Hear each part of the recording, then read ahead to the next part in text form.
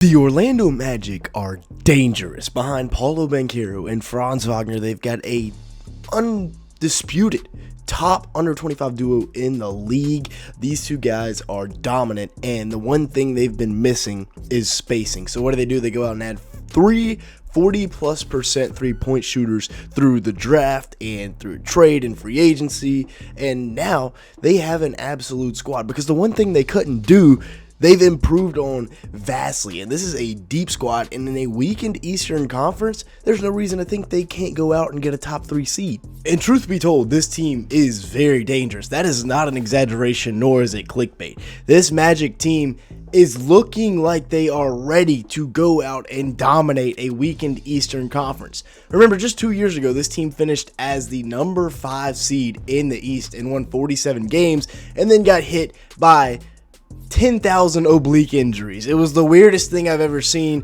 but fully healthy this season with Paolo Banchero ready to take the next step. Franz Wagner looking like a great co-star. They look like the younger version of Jaylen Brown and Jason Tatum, except they might even be better. They've also got Jalen Suggs alongside of them, ready to go out and make plays on both sides of the ball. And last year, they still won 41 games, despite the fact that they were riddled with injuries. Had the number 1 defense in terms of opponents' points per game in the league.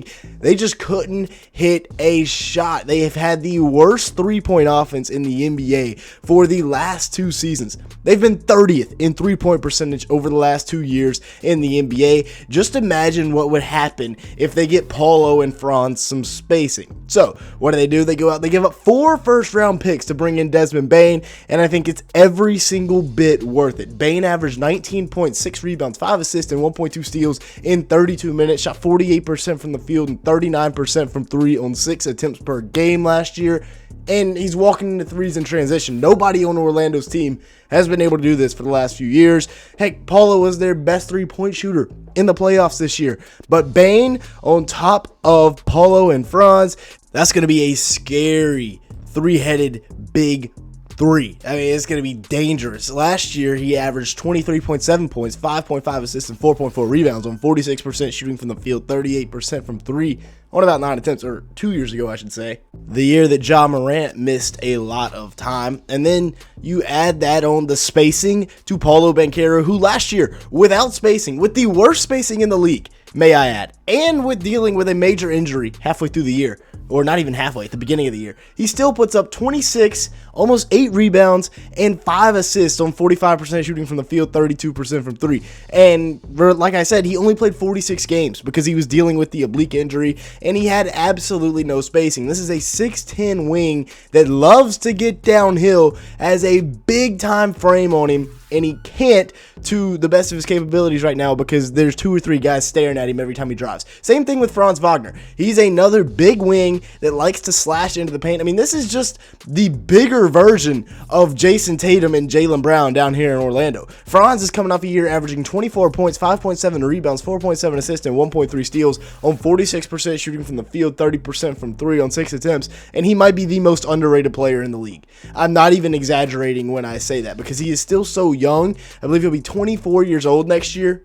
And if he can just get that three-point percentage up a little bit, it's gone down ever since he got into the league, which is alarming. But if he can fix that, he can be on a different level this year. 6'10 with a 7-foot wingspan. Like I said, it's literally the bigger version of Jason Tatum and Jaylen Brown. Then they go out, add some more shooting with their new backup point guard in Tyus Jones, who's going to be a monster. Coming off of a year with the Suns where he was a good floor manager for, obviously, they had a big 3 when it came to scoring the ball. He signs a 1-year, $7 million mid-level exception here in Orlando. And he's coming off a year last year where he averaged 10.2 points, 5.3 assists, 2.4 rebounds, and 1 steal in 28 minutes a game while shooting 45% from the field and 41% from 3. So the Magic are doing exceptionally well at adding three-point shooting to this roster, bringing in 2 40+ shooters from beyond the arc. Tyus is just 28 years old, so still in his prime. He's going to be a fantastic backup point guard. He's been a fantastic backup point guard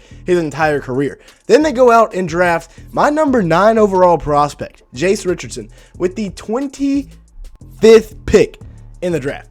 exceptional value for the 6'2" guard with a 6'6" wingspan, and that's why I fell, because he's only 6'2", but he is a true 3-level scorer. You look at the 3-point shooting right here, fantastic off the catch. He can go off the dribble as well, but I believe he's probably best off the catch and shoot. That's a difficult catch there, but he's going to be able to square his shoulders and knock it down. And then right here, again, another difficult catch. He catches it at his feet and is still able to catch and release and knock it down with no issues whatsoever. Now, there have been some flashes of him also being able to create and shoot off the bounce, like right here, where he just absolutely loses Trey Donaldson on the perimeter. But I think, like I said, he's best off the catch and shoot, and that's something he can do as the backup point guard for the Magic. He can run the show, but when he defers to Paolo and Franz, he can just sit out there and knock down catch and shoot threes. 12.2 points, 3 rebounds, 2 assists on 49% shooting from the field, 41% from 3 on 3.2 attempts. So that is a third 40+% shooter from beyond the arc that they have now brought in the offseason. And no, don't expect that to translate immediately, because he is a guard. Rookie guards are notorious for not shooting it very well, but expect that to eventually translate. He also works well in the pick and roll, which is another thing to be excited about, because he can score in a variety of ways. A true 3-level scorer, if you will. Getting to the rim right here, he is disgusting when he's getting to his left hand. A crafty finisher around the rim. Per 40 minutes last year at Michigan State, he averaged 19.2 points, 5.2 rebounds, 3 assists, and as a starter, averaged 16 and 5 with about 2 assists in 30 minutes a game. He's also a Tom Izzo guard, so you know he can clamp down. His mid-range is pretty nice as well. Little pump fake, blow by, step through, and then right here getting right to the rim, finishing the floater over the top. He getting to spots in the mid-range as well. He is the complete package, I feel like. And then they also bring in Noah Penda. I was shocked they were able to get Richardson at 25. Penda, I had him right around 32. That was right around the range I thought he would go. About 6'8", 245 pounds with a 7-foot wingspan. He's a big dude, but he's got a jumper on him. Watch him right here, operating as the throw behind guy in the pick and roll,